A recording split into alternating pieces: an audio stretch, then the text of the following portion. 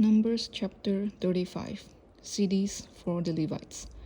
In the plains of Moab, by the Jordan at Jericho, the Lord spoke to Moses, saying, Command the Israelites to give, from the inheritance that they possess, towns for the Levites to live in. You shall also give to the Levites pasture lands surrounding the towns.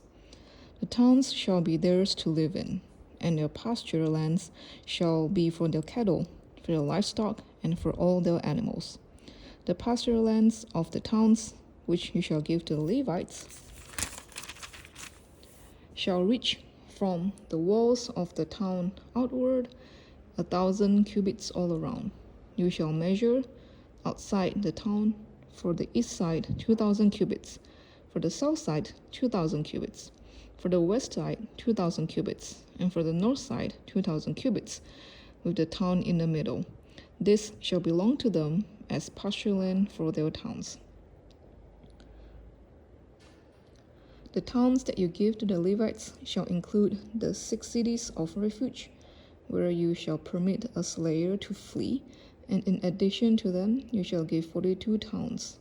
The towns that you give to the Levites shall total 48, with their pasture lands. And as for the towns that you shall give from the possessions of the Israelites, from the larger tribes you shall take many, and from the smaller tribes you shall take few, each in proportion to the inheritance that it obtains, shall give of its towns to the Levites. Cities of refuge. The Lord spoke to Moses, saying, Speak to the Israelites, and say to them, When you cross the Jordan into the land of Canaan, then you shall select cities to the cities of refuge for you. Then you shall select cities to be cities of refuge for you, so that a slayer who kills a person without intent may flee there. The city shall be for you a refuge from the avenger, so that the slayer may not die until there is a trial before the congregation. The cities that you designate shall be 6 cities of refuge for you. You shall designate 3 cities beyond the Jordan, and 3 cities in the land of Canaan, to be cities of refuge. These 6 cities shall serve as refuge for the Israelites, for the resident or transient alien among them, so that anyone who kills a person without intent may flee there. Concerning murder and blood revenge. But anyone who strikes another with an iron object, and death ensues, is a murderer. The murderer shall be put to death. Or anyone who strikes another with a stone in hand that could cause death, and death ensues, is a murderer. The murderer shall be put to death. Or anyone who strikes another with a weapon of wood in hand that could cause death, and death ensues, is a murderer. The murderer shall be put to death. The avenger of blood is the one who shall put the murderer to death. When they meet, the avenger of blood shall execute the sentence.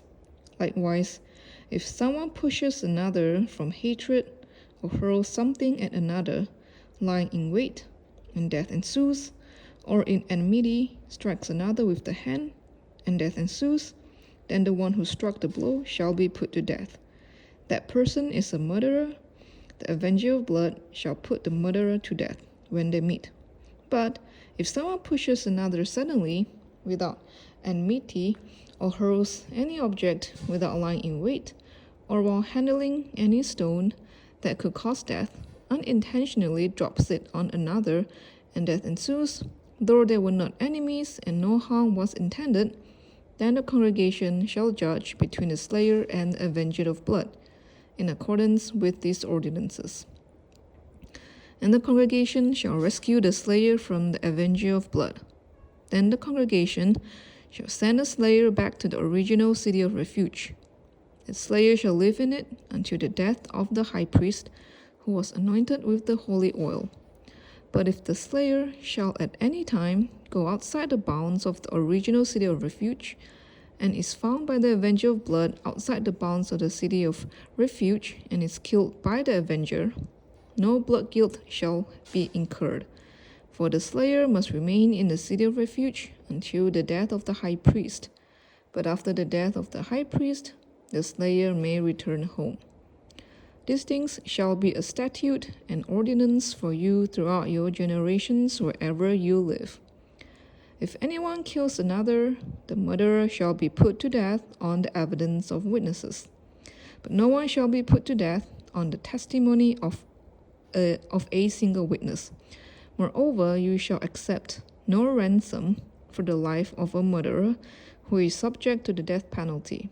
A murderer must be put to death. Nor shall you accept ransom for one who has fled to a city of refuge, enabling the fugitive to return to live in the land before the death of the high priest.